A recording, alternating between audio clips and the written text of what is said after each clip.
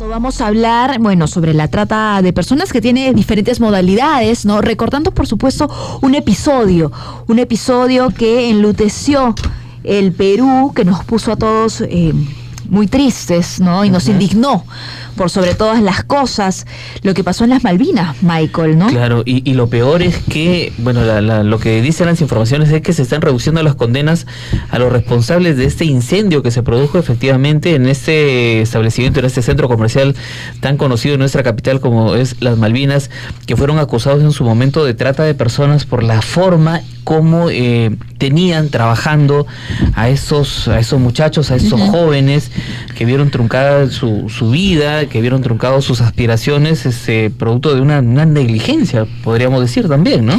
El 28 de mayo, de junio del año pasado, ha pasado ya casi un mes, el 46 juzgado penal de la Corte Superior de Justicia de Lima condenó a 35 años de prisión a Johnny Coico Cirlopu, 32 años de cárcel a su esposa Vilma Seña por el delito de trata de personas agravada con fines de explotación laboral, esclavitud y otras formas de explotación laboral en contra de Jorge Luis Llovi y 3 trabajadores más. ¿Recuerdas que estaban allí encerrados. Trabajando? Exacto, y hay que, de acuerdo a esta información, la esposa Vilma Seña todavía falta capturarla, pero quien sí está purgando Johnny Coico Cirlopu, pero y eso nos llama un poco a la reflexión, porque si bien es cierto, se piensa que la trata de personas es un tema que no lo respiramos acá en nuestra ciudad, y las evidencias nos han demostrado que no es así, que este problema lo tenemos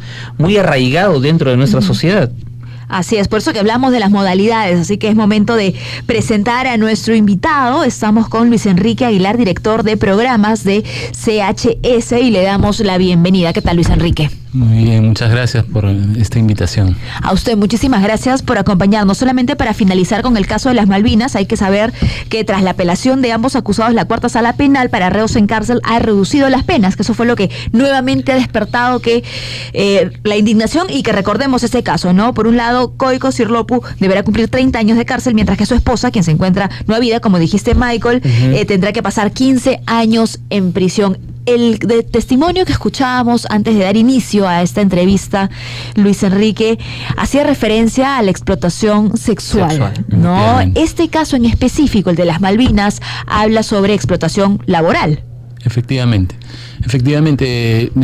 tanto la Fiscalía como los jueces determinaron que estábamos ante una situación de trata de personas con fines de explotación laboral, que además se veía agravada por la existencia también de una situación de esclavitud, ¿no? Justamente por las condiciones en las que los 2 jóvenes que fallecieron se encontraban, no solamente privados de su libertad en el sentido de no poder salir del lugar, sino de las condiciones en las que realizaban una actividad que además era ilícita, ¿no?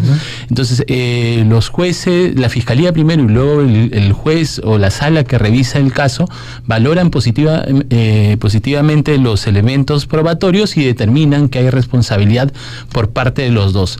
Lo sorprendente, o lo que ha llamado la atención y también la indignación por parte de la familia, específicamente de la madre de uno de los dos fallecidos, ha sido la extrema reducción de la pena, especialmente de la señora Vilma Seña, ¿no? Claro, de 35 a 15. Efectivamente. 32, a 15. El juzgado ha planteado sus argumentos por qué hacer la reducción tanto del señor Coico como de la señora Seña.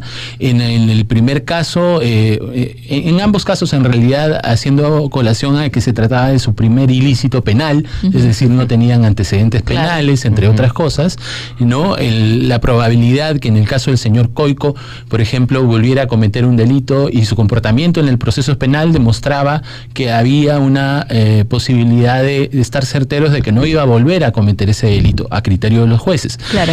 Sin embargo, lo más sorprendente es que a él le reducen la pena solamente en 5 años, pero a la señora Vilma Señal se lo reducen en más o menos la mitad de la 50%. Pena, ¿no? Tomando en consideración, dicen los jueces, que ella se encontraba al momento de los hechos en estado de gravidez, es decir, estaba embarazada, y además alegando también la conducta procesal de ella, pero no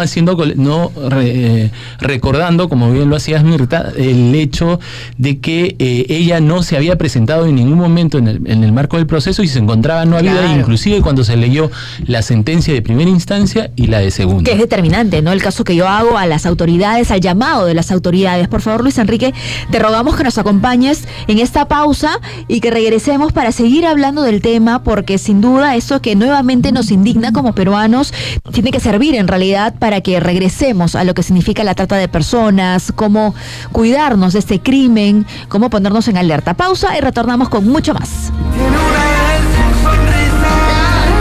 Seguimos en Nacional Nace Cada Día, hoy domingo. Recuerda que estás escuchando Para Todos, una nueva forma de servirte mejor. Mirta Ibáñez y quien te habla, Michael Reyes, los acompañamos todos los fines de semana. Y en esa oportunidad estamos hablando con Luis Enrique Aguilar sobre esa reducción de condenas a los responsables del incendio que se produjo en las Malvinas y que fueron acusados además por trata de personas.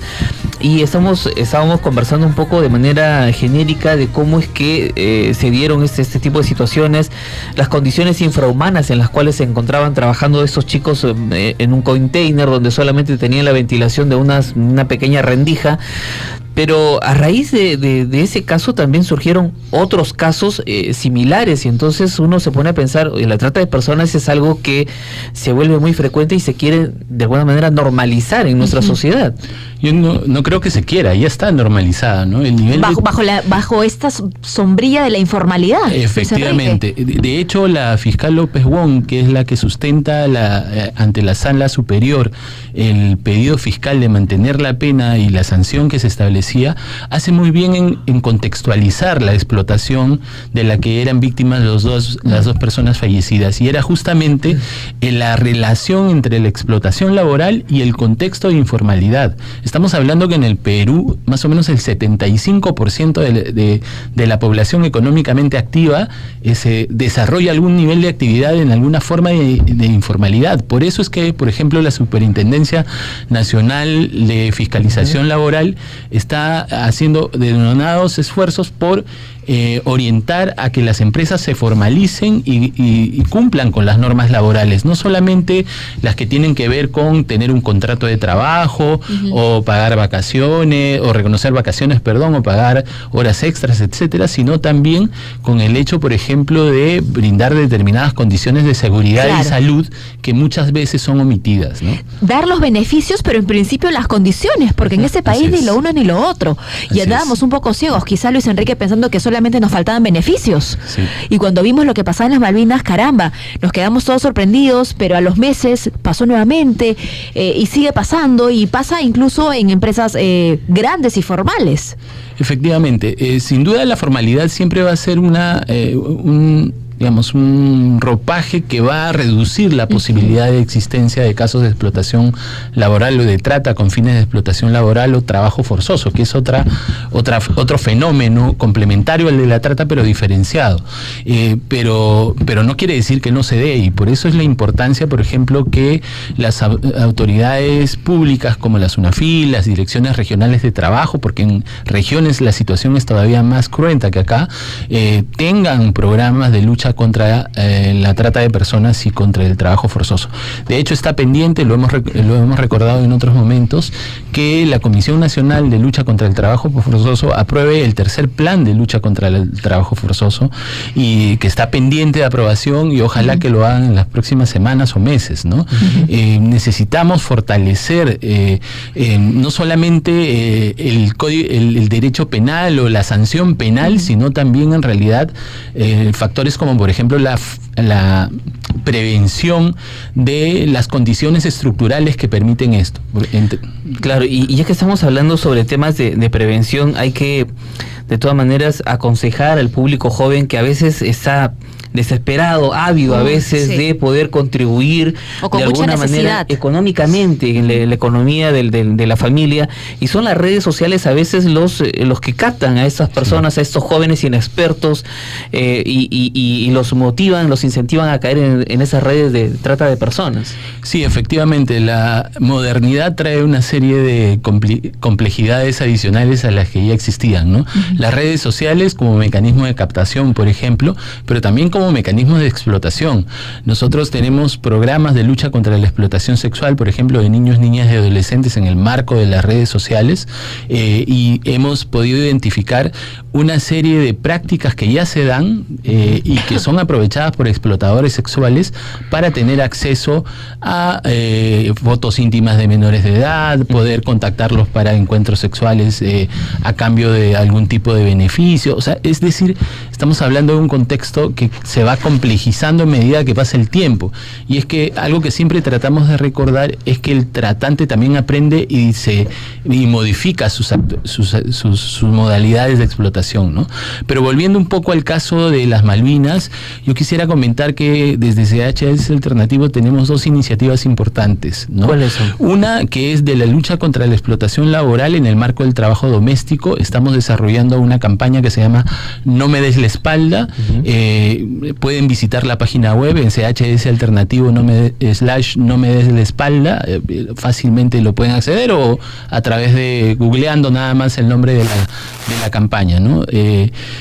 Y adicionalmente, desde hace algún tiempo, con el apoyo del Ministerio de Trabajo de Estados Unidos, estamos desarrollando un proyecto que se llama Compromiso contra el Trabajo Forzoso, que también está orientado a luchar contra la trata laboral, con la orientación a fortalecer las capacidades del Estado para identificar mejor y medir mejor la prevalencia de casos de trabajo forzoso. Porque la verdad es que así como en el 2004 o 2007, que comenzó a perfeccionarse la lucha contra la trata de personas, no teníamos prácticamente información de qué pasaba con ese fenómeno, y ahora tenemos un poquito más, lo mismo sucede con el trabajo forzoso, ¿no? Que es otra dinámica diferente, que comparte algunos lugares comunes con la trata de personas, pero que genera otro tipo de obligaciones también para el Estado, ¿no? Bueno, y hay que ayudar también, hay que contribuir con las autoridades. SUNAFIL, tengo entendido que de repente no tiene todo el personal necesario para que pueda desplegar todos los trabajos sobre, no sé, inspección laboral, para ver de qué manera, en qué lugar es que se está dando este tipo de modalidad de trabajo informal, a veces, donde se tiene elaborando a menores de edad sin ninguna mínima condición de salubridad y de seguridad en el trabajo. Así que, de todas maneras, creo que el compromiso que nosotros tenemos que asumir todavía es muy grande, porque la informalidad, como tú lo mencionas, Mirta, también es un tema que nos preocupa, ¿no? Por ello que tenemos que estar informados, Exacto. ¿no? Conocer, hablar sobre estos casos en principio, no hay que tenerle miedo a la información, Luis Enrique, y por ello agradecemos tanto que estés aquí con nosotros. ¿Qué tipo de advertencias, consejos podrías darles a aquellas personas que en ese momento se encuentran en la búsqueda de un empleo, por ejemplo? Yo creo que si pudiera resumir en algunas frases, yo diría que ante la duda es preferible rechazar una oferta de empleo, sobre todo aquellas que tienen algún viso de informalidad, ¿no? Es decir, una empresa seria no te va a anunciar un empleo a través de una página de Facebook, ¿no? Claro. Normalmente lo va a hacer por algún canal más o menos formal. O en el que te ofrecen muchos beneficios a veces, ¿no? Efectivamente, si tú sabes que para realizar determinada actividad necesitas una calificación, si te están ofreciendo ese mismo empleo sin esa calificación, probablemente sea una falsa oferta de trabajo. Trabaja 3 horas y te pagamos 1,000 soles, trabaja 2-3 veces a la semana. Ese es uno de los avisos que por lo menos debería llamarnos la atención. Efectivamente, y lo otro, sobre todo para el caso de niños, niñas y adolescentes, creo que es importante desarrollar la capacidad de identificar, valorar y valorar el riesgo, ¿no? Es decir, esa es un lugar común para luchar contra todas las formas de explotación, sea sexual, laboral o en otros contextos. Es decir, si yo tengo la capacidad de poder identificar qué situaciones son riesgosas y puedo valorarlo y tomar buenas decisiones, es menos probable que caiga en una situación de explotación, ¿no? Y pasa también que a veces podemos ser testigos de una situación sospechosa y hay que denunciarla, Luis Enrique. Efectivamente, no podemos ser cómplices. Uno de los factores que permiten que la sostenibilidad de delitos como la trata de personas existan es sin duda la complicidad social, ¿no? Ha pasado recientemente, por ejemplo, con los casos de personas que eran explotadas en trata de personas con fines de mendicidad, en el jockey, ¿no? Sí. Eso pasaba a vista y paciencia de todos, pasa en cada esquina de esta ciudad. Entonces, si tenemos esa sospecha, hay una línea muy simple y concreta que es la 1818 del Ministerio del Interior, donde pueden hacerse las denuncias, que además son hasta autónomas, ¿no? Y por supuesto en el Ministerio de Trabajo, en la SUNAFIL, también hay otros espacios donde se pueden no solamente obtener información, sino también sancionar. Asesoramiento. Sí. Perfecto, muchísimas gracias a Luis Enrique Aguilar, director de Capital Humano y Social, que nos estuvo acompañando el día de hoy. Gracias, en el Luis programa. Enrique. Muchísimas gracias. Muchas gracias. Mucho gusto. Señor.